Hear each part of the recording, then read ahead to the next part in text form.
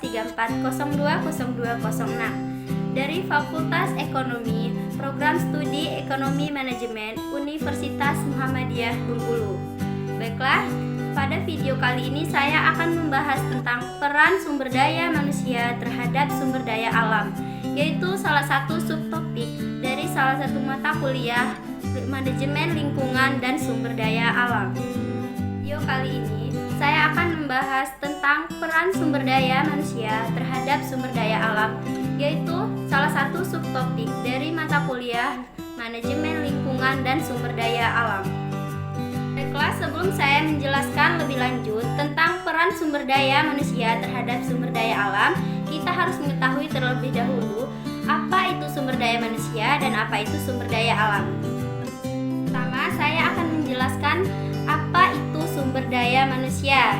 Sumber daya manusia adalah individu yang bekerja sebagai penggerak suatu organisasi, baik itu institusi maupun perusahaan yang berfungsi sebagai aset yang harus dilatih dan dikembangkan kemampuannya.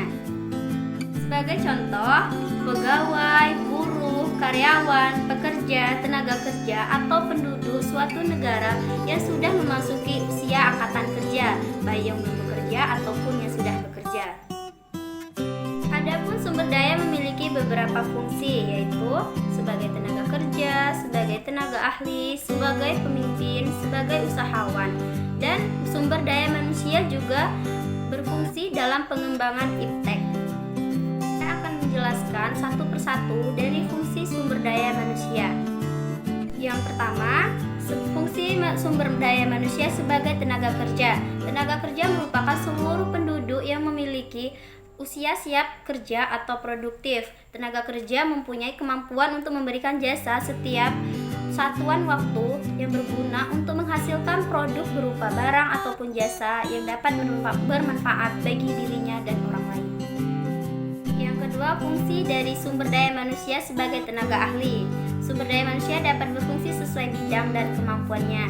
Salah satunya adalah sebagai tenaga ahli bagi suatu perusahaan atau negara. Contohnya, seorang yang ahli di bidang arsitektur akan ditugaskan untuk merancang dan mengawasi pelaksanaan bangunan dan lain-lain. Yang ketiga, fungsi dari sumber daya manusia sebagai pemimpin. Sumber daya manusia yang mempunyai kapasitas lebih besar dengan skill dan kemampuan yang mumpuni dapat berfungsi sebagai pemimpin bagi suatu golongan, perusahaan, ataupun organisasi. Contohnya, sumber daya manusia sebagai pemimpin dalam perusahaan adalah manajer. Manajer yang memiliki tugas untuk mengkoordinasi berbagai kegiatan karyawan dalam perusahaan.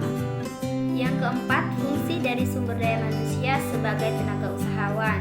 Sumber daya manusia yang dapat menjadi tenaga usahawan adalah mereka yang dapat melaksanakan pekerjaan yang berhubungan dengan kemandirian dalam rangka menciptakan suatu produk baru yang bermanfaat bagi orang banyak maupun orang di lingkungannya. Yang kelima, fungsi dari sumber daya manusia dalam pengembangan iptek. Sumber daya manusia juga dapat mempunyai fungsi utama dalam penemuan dan pengembangan ilmu, sehingga dapat digunakan untuk kemajuan dirinya sendiri, lingkungan, dan orang lain, termasuk perusahaan ataupun organisasi. Itulah penjelasan dari sumber daya manusia. Nah, sekarang saya akan menjelaskan apa itu sumber daya alam. Sumber daya alam adalah segala sesuatu yang berasal dari alam dan memiliki nilai guna untuk kebutuhan hidup manusia. Sumber daya alam memiliki beberapa jenis, yakni yang pertama, jenis sumber daya alam yang dapat diperbaharui dan jenis sumber daya alam yang tidak dapat diperbaharui. Yang kedua, jenis sumber daya alam berdasarkan asal terbentuknya. Nah, saya akan menjelaskan apa saja sumber daya alam yang dapat diperbaharui dan apa saja sumber daya alam yang tidak dapat diperbaharui. Yang pertama, sumber daya alam yang dapat diperbaharui, yaitu jumlahnya sangat banyak, tidak terbatas. Contohnya seperti air, udara, tanah, tumbuhan, sinar matahari, hewan, dan lain-lain. Kedua, sumber daya alam yang tidak dapat diperbaharui, yaitu jumlahnya sangat terbatas dan semakin menipis setiap waktunya. Contohnya seperti gas alam, batu bara, minyak bumi, bahan tambang, dan lain-lain. Jenis sumber daya alam yang berdasarkan asal terbentuknya meliputi sumber daya alam hayati dan non-hayati. Pertama, sumber daya alam hayati. daya hayati berasal dari makhluk hidup, baik binatang maupun tumbuh-tumbuhan. Contohnya kayu, rotan, kapas, rempah-rempah, ikan, ayam, sapi, dan lain sebagainya. Sementara sumber daya alam dan hayati adalah sumber daya yang tidak berasal atau terbentuk dari makhluk hidup. Misalnya udara, air, gas alam, cahaya matahari, batu-batuan, bahan hasil tambang, dan lain-lain. Selanjutnya ada pun manfaat dari sumber daya alam. Seperti yang diketahui bahwa sumber daya alam memiliki banyak manfaat untuk kehidupan manusia. Manusia tidak akan bisa hidup tanpa adanya sumber daya alam, terutama yang sangat krusial seperti udara, air, sinar matahari, hingga hewan dan tumbuhan. Ada pun beberapa manfaat sumber daya alam, yaitu sebagai penghasil energi dan sebagai bahan makanan.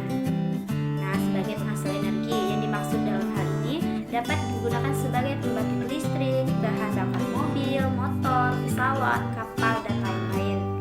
Contohnya, sumber daya alam yang dapat digunakan untuk menghasilkan energi adalah batu bara, minyak bumi, dan gas alam. Terus sebagai bahan makanan, manusia hidup bergantung pada sumber daya alam seperti hewan, tumbuhan, dan air yang dapat dikonsumsi oleh manusia. Contohnya ikan, telur, susu, daging, sapi, dan lain-lain. Nah, itulah penjelasan dari sumber daya manusia dan sumber daya alam. Jadi kita dapat menyimpulkan bahwa peran dari sumber daya manusia terhadap sumber daya alam yaitu sumber daya manusia berperan mengelola sumber daya alam yang ada. Apalagi sumber daya di Indonesia cukup besar sehingga manfaatnya harus berlanjut. Jadi dalam mengelola sumber daya alam itu dibutuhkan sumber manusia yang berkualitas sehingga potensi alam itu tetap lestari.